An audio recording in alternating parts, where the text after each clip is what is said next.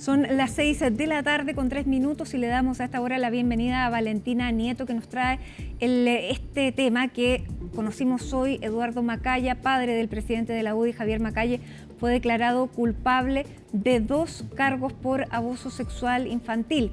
Valentina aquí está para contarnos sobre esta resolución judicial. Eran 4 las acusaciones, sí. En 2 se le declara inocente y en 2 culpable. Hola Mati, muy buenas tardes. Así es, una situación bien compleja, entendiendo que se trata de una persona de carácter público, pero además cuando hablamos de delitos que vinculan sin duda delitos sexuales y además cuando son menores de edad, en este caso hablamos de 2 niñas en particular que habrían sido entonces, según lo que ya señala la justicia, víctimas de Eduardo Macaya, padre del senador y presidente de la UDI, Javier Macaya. Pero revisemos en concreto parte de lo que se señaló en el tribunal, ¿no? Y vamos a revisar hecho por hecho, porque tú decías, fueron 4 hechos en total los que se imputaba por parte del Ministerio Público y en 2 se le considera culpable y en otros 2 se le absuelve. En concreto fue el hecho 1 y el hecho 4 en el cual se le considera culpable, condenado, por ejemplo, en el hecho 1 como autor de 2 delitos consumados contra una menor de edad de menos de 14 años en una fecha indeterminada, pero cuando ella tenía entre 8 a 9 años, y en el hecho 4 condenado también como autor de 2 delitos nuevamente consumados de abuso sexual en contra de una menor de 14 años, también en un día indeterminado, pero en el año 2022 entre abril y mayo. Fue absuelto, eso sí, lo decíamos antes, en este otro hecho, el hecho 2, absuelto de ser autor de también abuso sexual de una menor de 14 años cuando tenía 8 años, esto también en la comuna de Placilla. Los otros hechos también habrían ocurrido en esa comuna. Y en el hecho 3 que imputaba la Fiscalía, que hablaba también de un abuso sexual en contra de una menor de 14 años o cuando tenía entre 7 u 8 años en Placilla. Aquí también hay un punto importante porque se fija una fecha para saber lo que va a ser la cantidad de años de cárcel a la cual él se arriesga. 19 años de cárcel, 12 años de cárcel es lo que está solicitando la Fiscalía y lo que se va a resolver va a ser el próximo 19 de julio. Esa fue la fecha finalmente que fija el Tribunal Oral en lo Penal de San Fernando para poder entonces definir qué condena va a tener Eduardo Macaya. Escuchemos parte de la resolución que tomó la magistrada en un fallo unánime, además, porque eran 2 jueces los que tomaron esta determinación ahí en San Fernando. Escuchemos lo que dijo.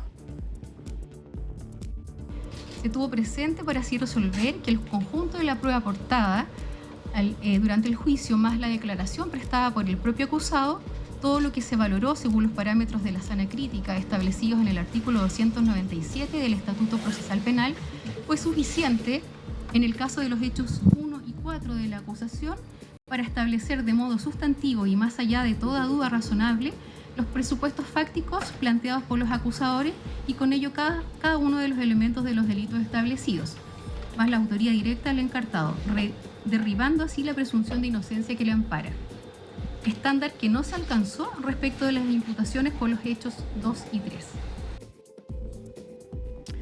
Bueno, Mati, ahí escuchábamos entonces la resolución de la magistrada. Pasaron otras cosas también importantes. Bueno, él está ahora en arresto domiciliario, esa es la cautelar que tiene. Hay una cautelar porque recordemos que estaba en prisión preventiva, pero después de una fianza se le cambia la cautelar. 150 millones de pesos de fianza pagó para poder entonces rebajar esta medida cautelar, una caución como se llama en términos judiciales, y parte de lo que hoy se debatió era si es que debía quedar con otra medida cautelar. La Fiscalía había solicitado la prisión preventiva nuevamente, sin embargo esto fue rechazado por parte del tribunal. Ya desde el Ministerio Público señalaron que van a apelar a esa decisión y él queda finalmente con la misma medida cautelar con la que estaba antes de este veredicto, con arresto domiciliario total a la espera de ese 19 de julio en donde se va a dar entonces la cantidad de años que arriesga por estos 4 delitos consumados de abuso sexual. Importante también, Matilde, la postura que ha mantenido Eduardo Macaya durante este proceso, porque él en varias ocasiones dijo que esto era prácticamente una persecución política en su contra y que este juicio no tendría asidero si no fuese porque él era padre del senador Macaya. y hoy se le consultaba directamente también a la Fiscalía y ella decía: yo he actuado con completa objetividad, estamos investigando hechos concretos, denuncias concretas de algo que sucedió y acá no hay ningún tipo de motivación política detrás, ni mucho menos de porque se trate de una figura pública o vinculada a un senador de la República. Escuchemos parte de lo que dijo la fiscal. Fue un veredicto que en definitiva recogió cada uno de los antecedentes y de la prueba que presentó el Ministerio Público durante el transcurso de este juicio, que duró aproximadamente 3 semanas. Nosotros solicitamos la pena de 12 años, nos mantuvimos en nuestra pretensión punitiva, considerando que el Ministerio Público, que se trata de abusos sexuales reiterados, solicitamos la medida cautelar de prisión preventiva porque entendemos que no hay derecho a pena sustitutiva alguna y las circunstancias procesales del imputado variaron. En atención a eso solicitamos el cambio de esa medida cautelar. Sin embargo, el tribunal declaró inadmisible el recurso de apelación verbal y si bien el tribunal declaró inadmisible el recurso de apelación verbal a no darnos la medida cautelar, él igualmente mantiene sus cautelares, que son arraigo nacional, prohibición de acercarse a las víctimas y el arresto domiciliario total.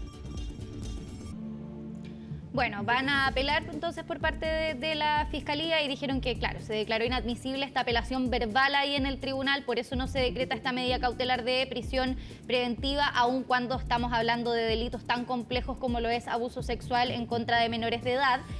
Pero va a ser bien importante lo que pase el 19 de julio, cuando sepamos cuáles son la cantidad de años, ¿no?, que va a tener finalmente Eduardo Macaya como una condena efectiva, si va a tener efectivamente esta condena, este presidio efectivo, entendiendo además que él incluso había recurrido a otras instancias, había presentado un requerimiento ante el Tribunal Constitucional para evitar penas de cárcel efectivas. ¿Y con qué argumento? Básicamente que no se debía en este caso, aludiendo también estos mismos argumentos de la persecución política, que no había algo concreto en su contra. De hecho, él incluso en algún minuto, entre comillas, rompe el silencio y dice que no hay ningún tipo de denuncia concreta, que no hay ningún afán de su parte de hacerle daño a nadie. Ha negado con todo este tiempo las acusaciones en su contra. Hoy sí, particularmente, Mati, cuando se le consulta, guardó silencio. Ingresó en silencio al tribunal. Nos imaginamos a la espera también de escuchar lo que iba a decir finalmente el tribunal oral en lo penal, que termina encontrándolo culpable de estos 2 hechos en contra de estas menores de edad. ¿Se aceptaron las pruebas que había grabadas en video?